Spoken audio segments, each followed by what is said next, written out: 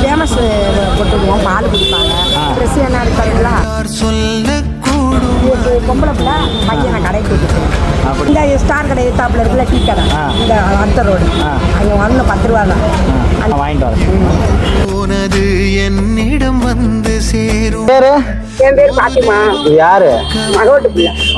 நம்ம முஸ்லீம் தான். கலப்பு திருமணம் பண்ணிக்கிட்டு பேம்பர்ஸ் எல்லாமே வாங்கிட்டேன். என்ன வேணுமோ அந்த கடையில வாங்கிக்கோங்க. நீங்க ஊருக்கு பிறகு பணம் தர, நீங்க நல்லபடியா ஊருக்கு போய் சேருங்க. இங்க இப்படி பஸ் ஸ்டாண்ட்ல இருந்தீங்கன்னா வருதுப்பா.